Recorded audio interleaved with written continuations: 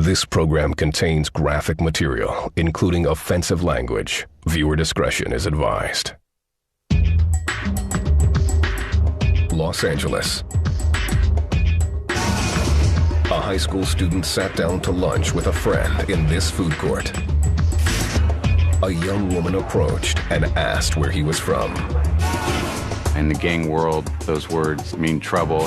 That really is, what gang are you from and what are you going to do about it? I'm carrying a gun and I'm ready to kill you. The teenager had no idea his life was in danger. Without warning, a band of gangbangers appeared out of nowhere and brutally beat him. Then they fled, but not for long. One of the gang members came back in with a gun and began firing at him.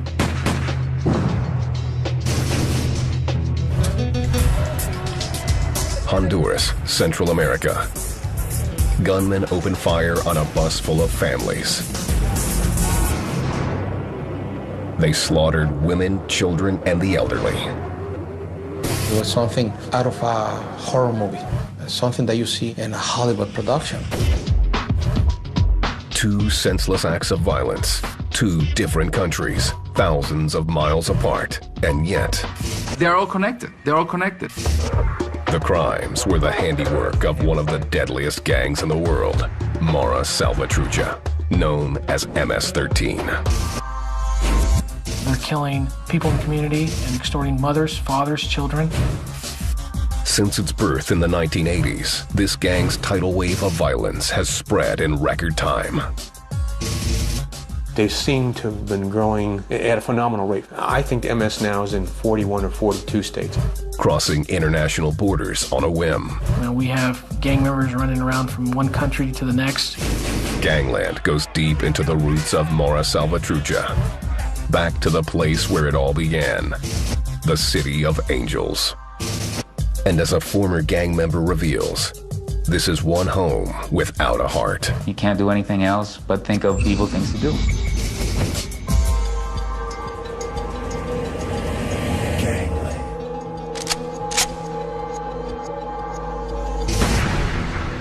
We saw the suspect last running just south of Ewing. LA, the motherland for more than 1,000 gangs. Some have been exported across the U.S., others around the world. Gangs don't recognize street borders, city borders, divisional borders, and obviously they don't recognize countries, our physical borders. LA streets were the breeding ground for what law enforcement calls one of the most dangerous and bloodthirsty gangs in the world, MS-13. They've gained notoriety over the years because of their willingness to be extremely ruthless. Correction, one block west of Preston. Female Hispanic, approximately 16 years old, 5'7", wearing a white t-shirt and grayish pants. The reach of the gang, it's not limited to one particular city. It actually has the ability to transcend between the United States and Central America, and it becomes a very big concern for law enforcement. MS-13 was born here in the Hispanic neighborhoods west of downtown Los Angeles. We're in Lafayette Park, which is pretty much the one of the original MS strongholds. This is their neighborhood, their territory. It all started with a small group of immigrants from El Salvador. They didn't come here as gang members, they became gang members. They created themselves on the streets of Los Angeles. In 1979, a bloody civil war broke out in El Salvador, with leftist guerrillas battling government soldiers. The war lasted more than a decade and killed 75,000 people. Approximately 700,000 refugees, including former combatants, fled to the States. A lot have settled here in the greater Los Angeles area, commonly referred to as Rampart or MacArthur Park.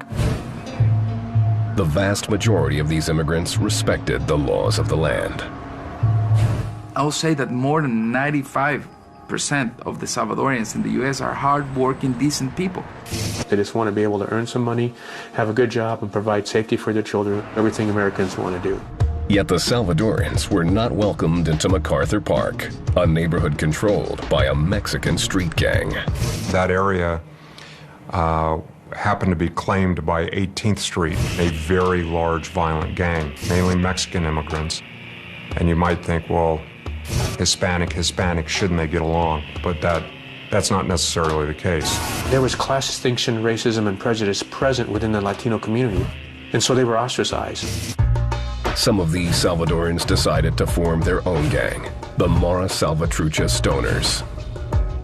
In the beginning, they were as much about good times as they were about protection.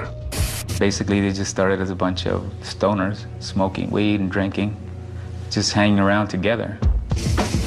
The name combined the Spanish word Mara, or gang, with the word Salvatrucha, a term used to honor Salvadoran peasants trained as guerrilla fighters.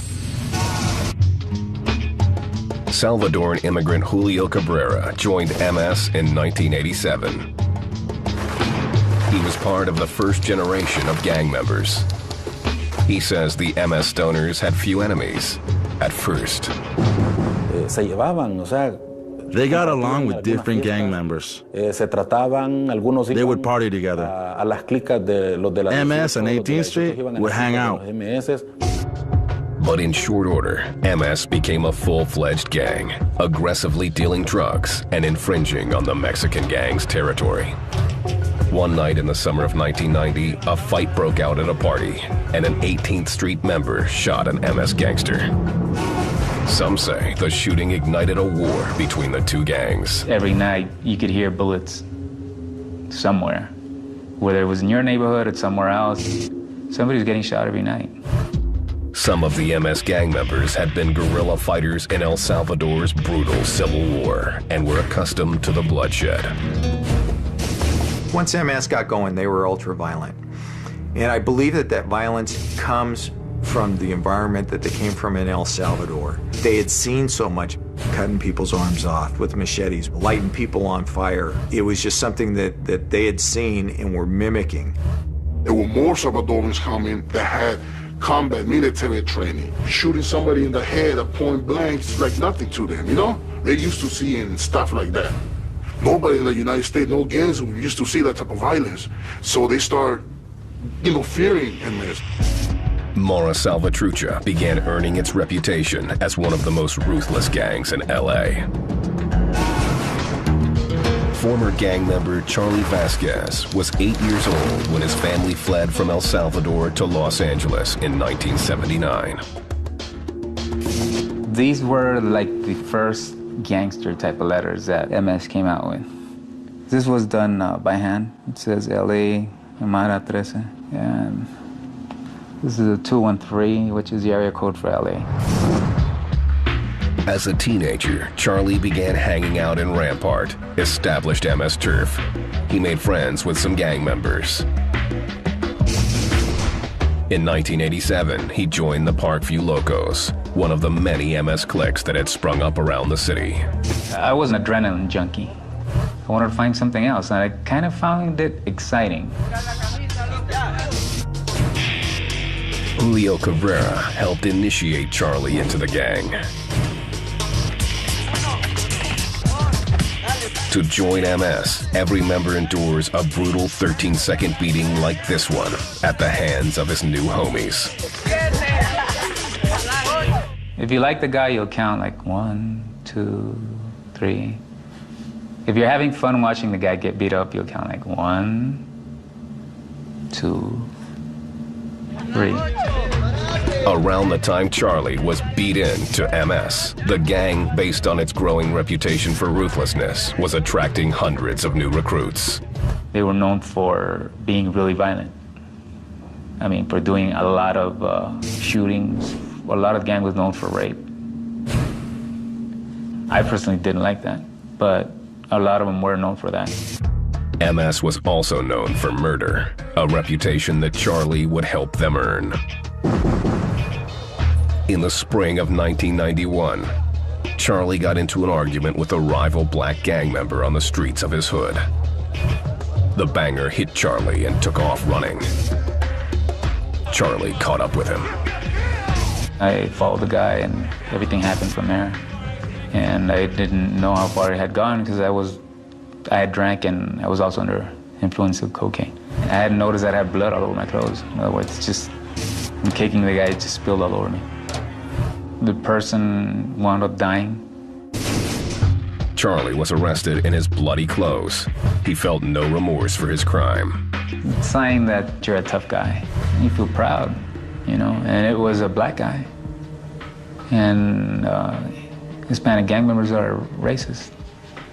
So, walking like a rooster, looking for his chicken, with my chest up in the air.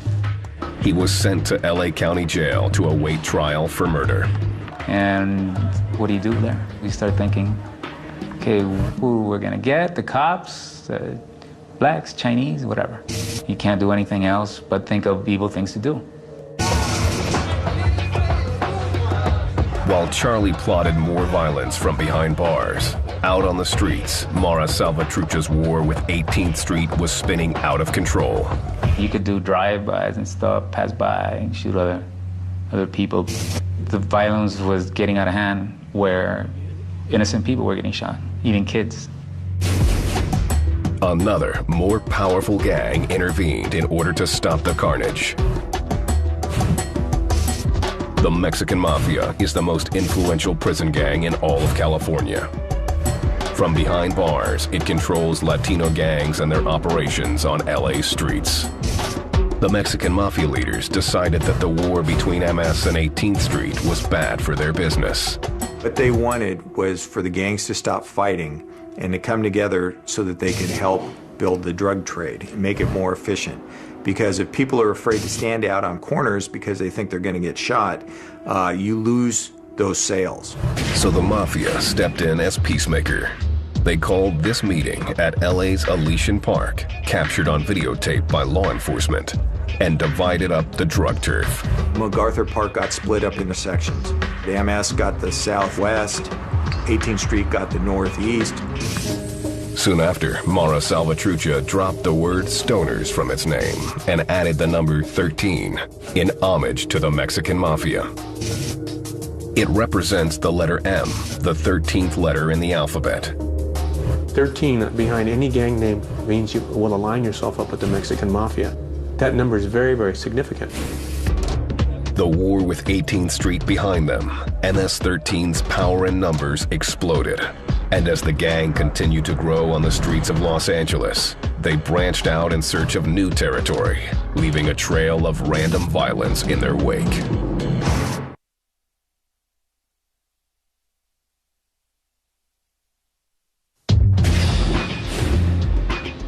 LA, December 17th, 2002. 17-year-old Wally Avano and a friend were having lunch at this Chinese restaurant on Santa Monica Boulevard. Wally, the son of Iranian immigrants, was a student at nearby Hollywood High, where he stayed out of trouble. Wally's family was a very likable family, a very involved father, mother, a sister. It was almost a picture-perfect family, and Wally was a typical teenage kid. As Wally was eating his lunch, a stranger walked up. He was approached by a female who came up to him and asked him where he was from. That's calling somebody out. That really is, what gang are you from and what are you going to do about it? I'm ready to fight you right now. Wally was not immersed in the gang world. He was not a gang member. He answered honestly and truthfully and said where he was from, which was Iran. It was the wrong answer. The young woman, a member of MS-13, left, then returned with some male gang members. They accused Wally of being in a rival gang. Again, he told them it wasn't true. In a courtroom, 15 months later, a disabled Wally told the jury what happened next. And they hit you? Can you describe how she was hitting you? The first, she swung on me, and she hit me in the forehead with a fist. The males that were there also began punching him, eventually threw him against a wall, threw him to the ground. A chair was thrown at him. He was punched and kicked repeatedly. Did you hear the defendant, the guy who threw the chair, say anything? Yes, right after he hit me with the chair. What did you hear?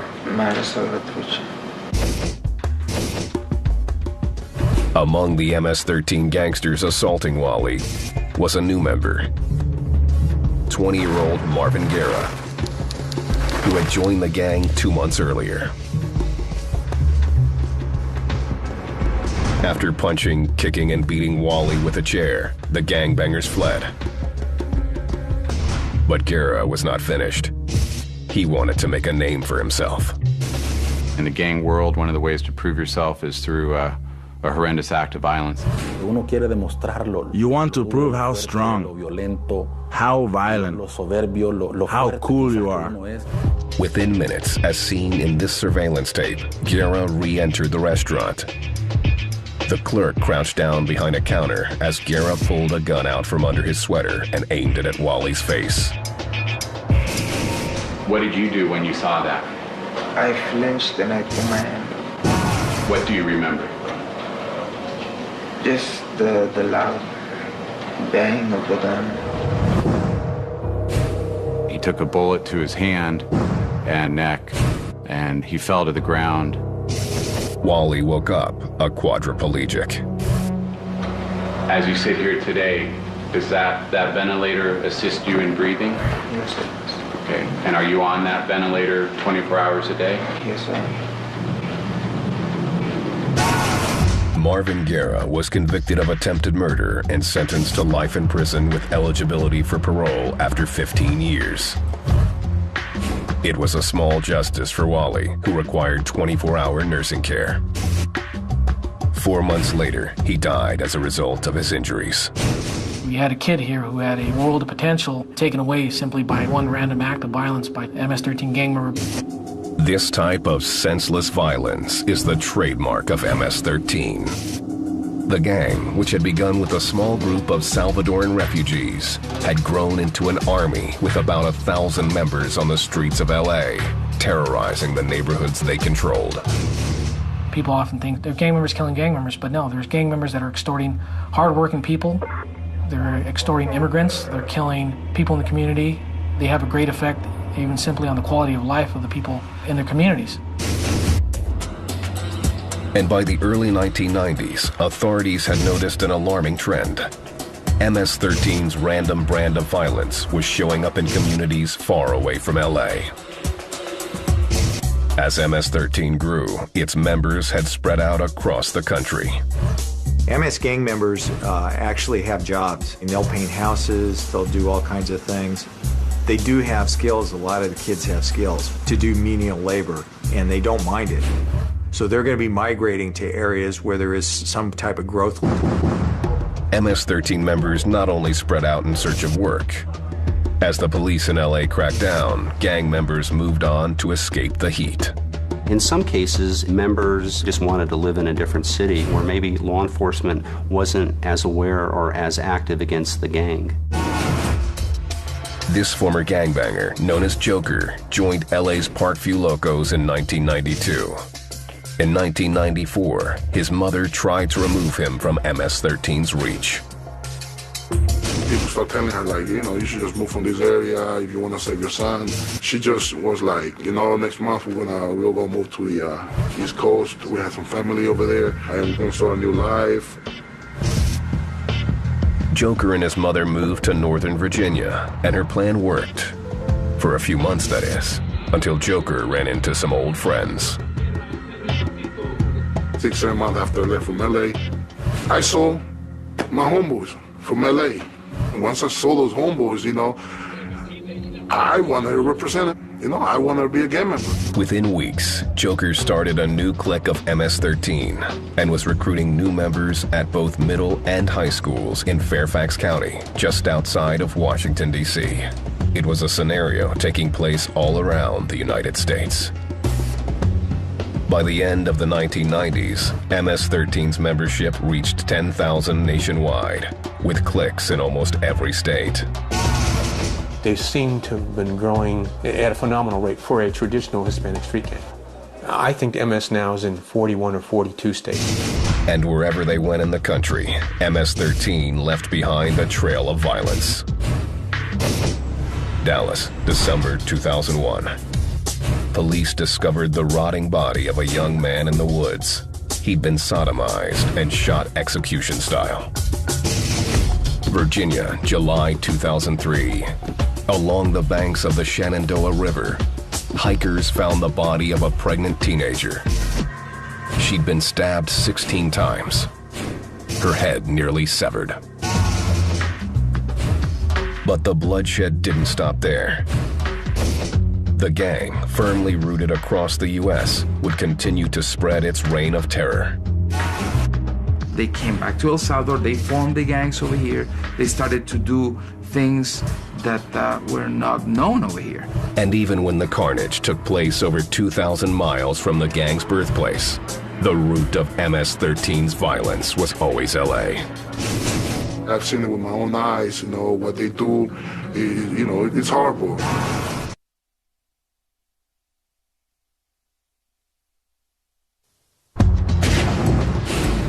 In 2004, an MS-13 member with roots here in LA was about to unleash one of the most heinous acts of violence in the history of gangland. But in a sign of how far MS-13 had spread, the murders would not take place in LA or anywhere else in the US. December 23rd, San Pedro Sula, the second largest city in Honduras, was unwinding for the Christmas holiday. At 6:30 p.m., that holiday spirit vanished when gangsters attacked a bus full of families returning from work. They used 2 cars to stop the bus. They used an automatic weapon to kill the driver of the bus to avoid the bus getting away. And they sprayed the bus from outside. Then the killers went inside and made sure everyone was dead. It was like in a war zone because the weapons were war weapons. M16s, AK-47s. 28 people died, including 6 children. It was something out of a horror movie. Children, babies, pregnant women, dead, young people, old people. With the help of informants, Honduran police captured all but one of the killers. The missing shooter and the mastermind of the attack was an MS-13 member from LA. Iber Anibal Rivera Paz, nicknamed El Caliche, Spanish for the tapeworm, had belonged to a ruthless LA clique called the Normandy Locos. He was the one who organized and prepared this attack. Until he escaped, we couldn't find him. Very, very smart, very sneaky. Over the previous 3 years, the tapeworm had made his way from Los Angeles and became the reputed leader of MS-13 in Honduras. Authorities believed that the tapeworm's bus massacre was a response to law enforcement efforts to crack down on the gang.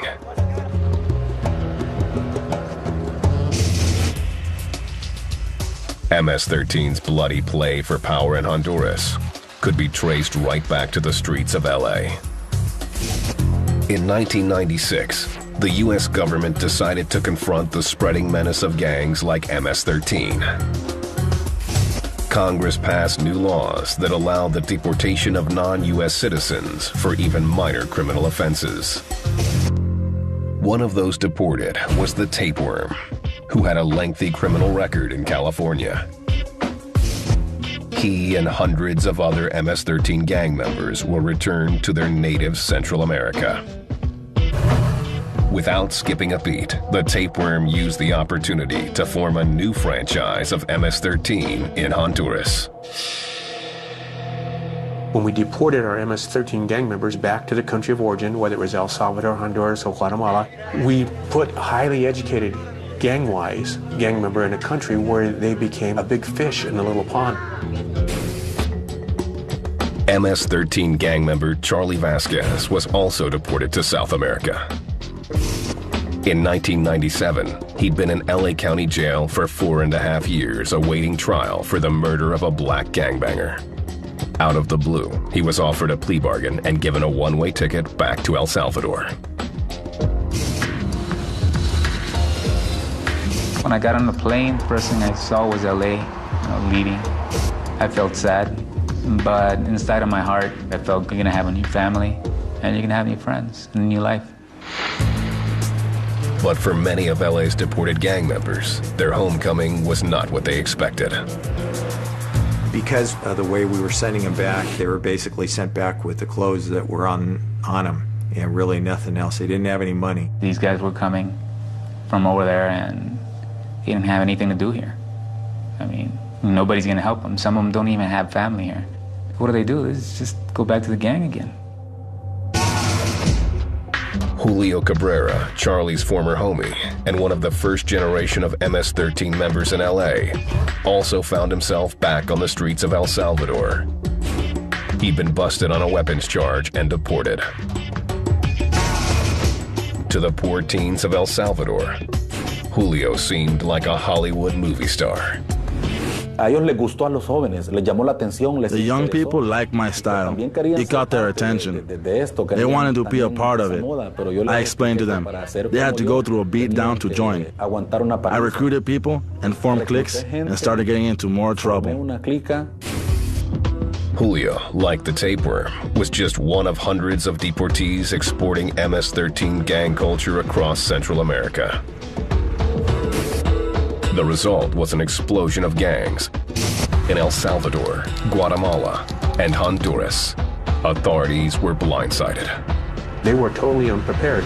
Poverty plays a key role in why kids join gangs. In those countries, over 50% of the population live at low poverty levels. Kids are living on the street, homeless children. The gang becomes a viable mechanism for them to survive. And to many of those children, the gang life was a ticket to the big time. We have a culture of admiring the U.S. culture, the way of dressing, the food, rock and roll, music. What they didn't know, to be part of that new glamour, they have to do things that they never even realized, especially robbery, extortion, including killing human beings. Central America had been turned into a gangster's paradise. To bangers like the tapeworm, it was ripe for the picking. Oftentimes we find that here in Los Angeles, they were a petty criminal. When they're deported and go to a country in Central America, they'll tend to reinvent themselves. These kids that will look up to them and say, wow, I want to do it. I want to do it LA style too. I want to go by and do drive-bys and walk up on people and shoot them. In LA's Normandy Locos clique, the tapeworm had been a nobody. When he was up here, he really didn't have any power, but it's like a lot of the gang members who went back there. Once they'd been in Los Angeles, they were Hollywood gangsters. They were looked up on. It kind of gave them some weight. In Honduras, he reinvented himself and became a leader. They had instant street creds because they were from LA, but they had intimate knowledge of how big gangs work in a gang capital, and they take that and pass that knowledge on. Under the tapeworm's leadership, MS-13 exploded. By 2002, they had total control of many Honduran neighborhoods. They were going to houses with complete impunity, and they would rape the girls and take things from the house to be sold in the black market. People were afraid to call the police because they were terrorized, and sometimes the police didn't even come to these places because they were controlled completely by the gangs. The tapeworm demonstrated the awesome international reach of MS-13 with his brazen bus massacre in December 2004. I thought that this was a bad dream, a nightmare. I said, I have to wake up with this bad dream. After the massacre, the tapeworm evaded Honduran officials and slipped across the border back into the U.S.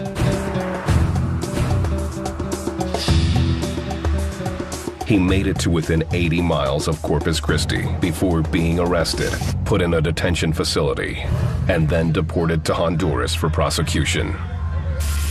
The accused killer was sent back through U.S. immigration. And yet, due to bureaucratic bungling by officials, they somehow failed to identify him upon his return. When he landed back in Honduras, Apparently there was nobody waiting for him at the airport and he just walked away.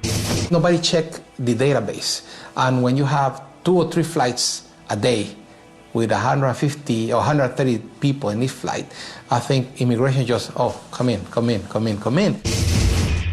The tapeworm has not been seen since. We see a clear connection between the guys here and the guys there. We have seen guys going to the U.S. illegally, committing crimes and coming back. They come down here and then find their way back into the U.S.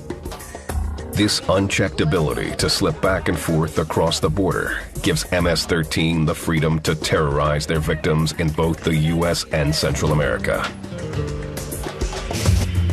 To this day, that terror continues to be their stock in trade. If people don't fear them, then the gang doesn't exist.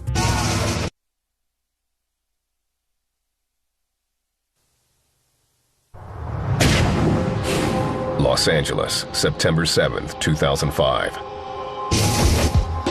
2 men who must remain anonymous, and we call James and Anthony, were walking by a West Side park in MS-13 territory. They were stopped by 20-year-old gang member Omar Morales. Morales told the men he was from MS-13 and asked them where they were from, gang code for picking a fight. In this police interrogation tape, Morales describes to detectives what happened. I told him I'm MS. I'm like, where you from? He's like, not nowhere.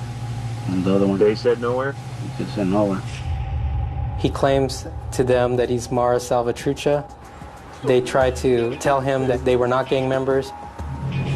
Under interrogation, Morales admits he picked a fight anyway.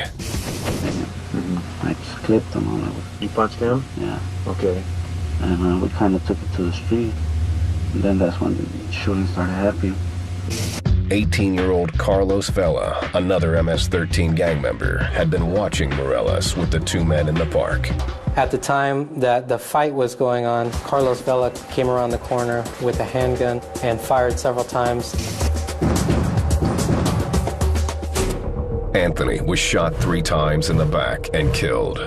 James watched his friend die.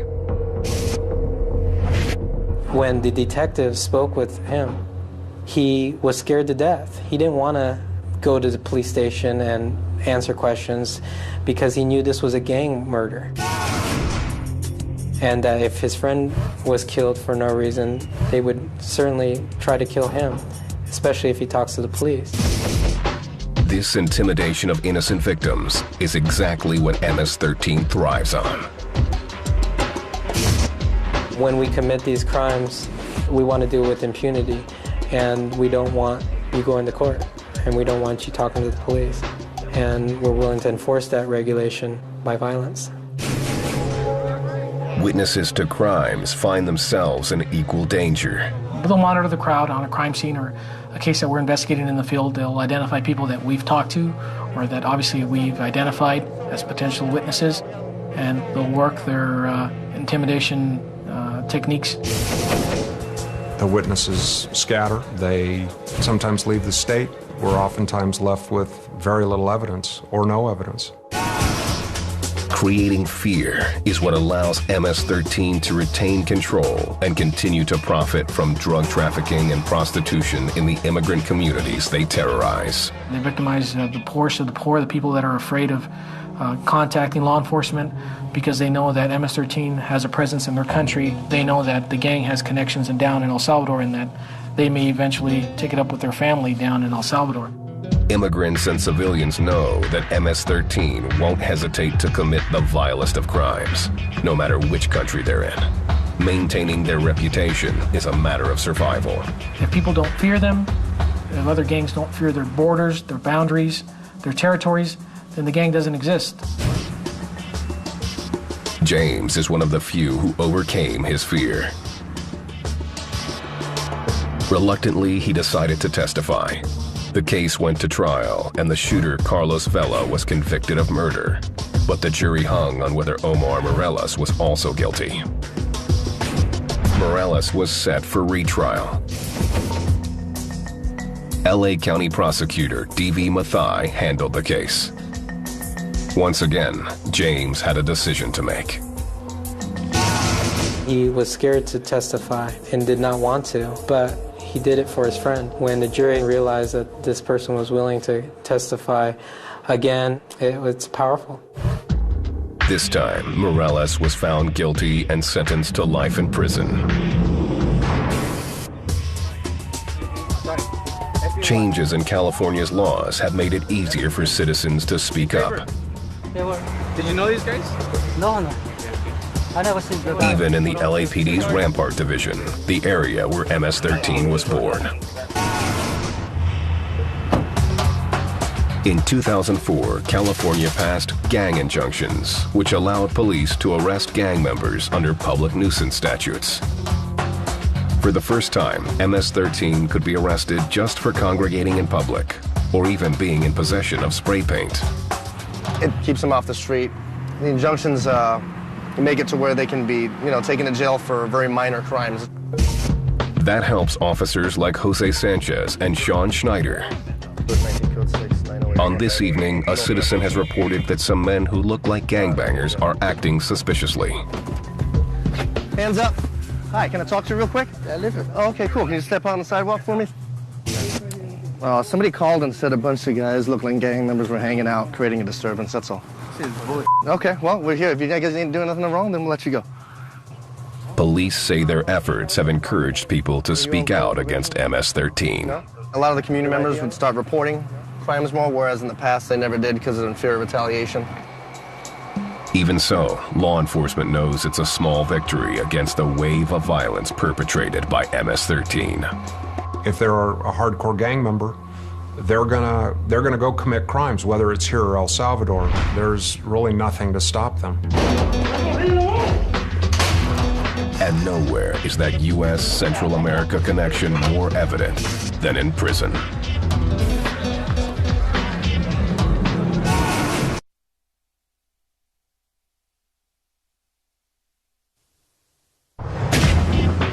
Judging from its inmate population, one could easily mistake this prison for the LA County Jail. But Ciudad Barrios is located 60 miles outside of San Salvador. It's used exclusively to house members of MS-13. More than 1,000 gang members, nearly double the building's capacity, call the jail home. There are so many gang members there that there are entire prisons that 100% of their population is of one specific gang, MS-13 or 18th Street. And they keep them separated because they know they're arch enemies, and they'll fight. In Salvadoran prisons, 60% of incarcerated gang members are deportees or have fled the U.S. to avoid prosecution. MS-13 members from LA donated money to purchase tools for an inmate-run carpentry shop. The gang members use it to make plaques honoring MS-13. There is a power base with those gangs, a tremendous power base. The gang members get to make connections with prison gang members, learn sophisticated techniques for criminal activities, establish themselves with a professional gang. The brain of their network is within the jails.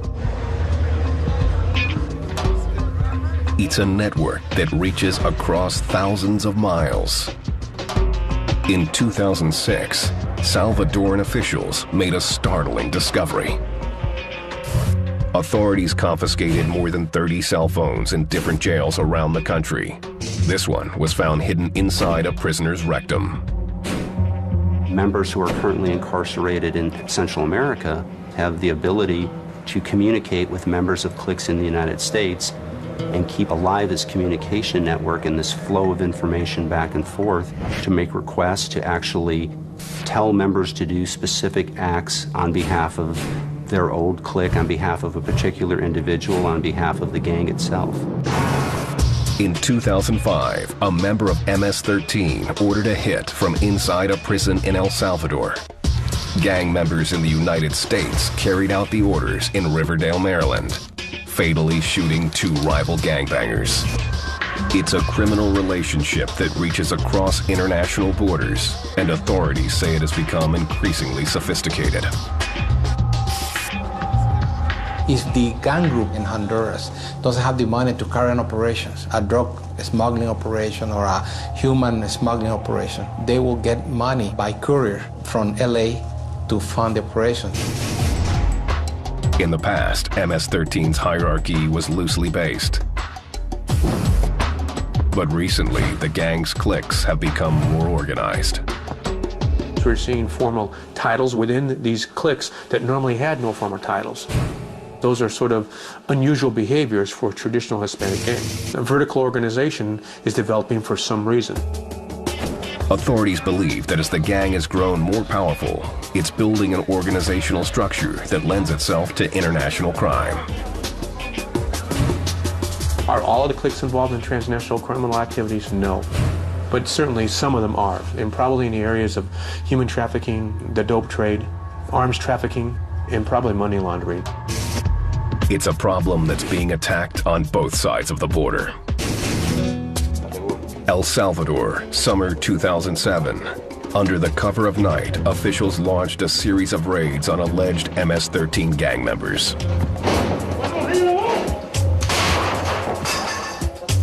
1,900 miles away in Washington, the FBI has created a national task force to combat the spread of the gang.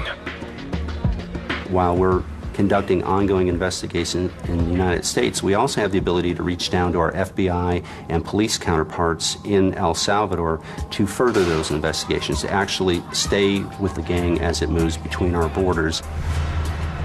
We don't need to look at anybody to blame for the origin of this problem, but what we need to do is to work together to tackle this as a regional problem.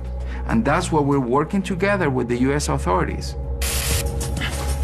Even former MS-13 gang members are pitching in, helping to undo part of the damage they caused on the streets of LA and in their native Central American barrios.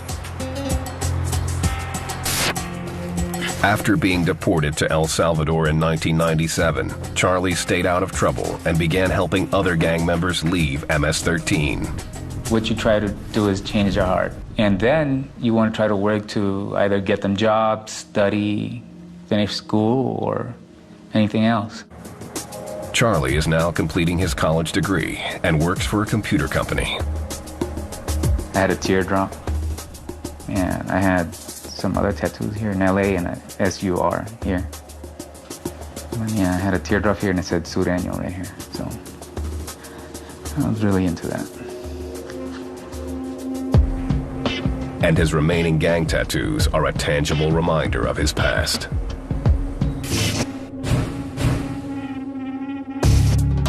Julio Cabrera, who helped initiate Charlie into MS-13 in LA, has also finally put the past behind him.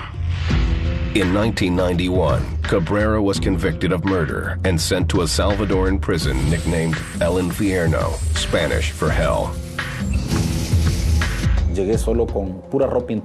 I had no clothes except for my underwear. The food was terrible. It was watered down rice. Basically a soup with roach legs and sometimes the heads of dead rats. Julio spent 11 years in El Infierno, where he decided to turn his life around. I had a spiritual awakening. My life changed totally from that day forward. Julio is now the pastor of a church in San Salvador.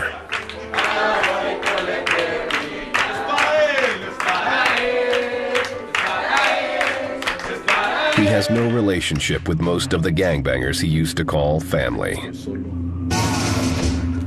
The majority, many of them are now dead. Those that are alive, if they are still alive, I sincerely have no form of communication with them. Yet even for reformed gang members, the question of returning to Los Angeles still lingers. I miss LA because LA is a lot faster than this country. This country moves like a snail. And my culture is American culture. It's not from here. Whether these former gang members would return to their homies, no one knows. But for a global gang like MS-13, there are always new frontiers. I think MS is going to continue to spread. I don't know where all they're going to go, but it's probably going to be based on what they see as the land of opportunity.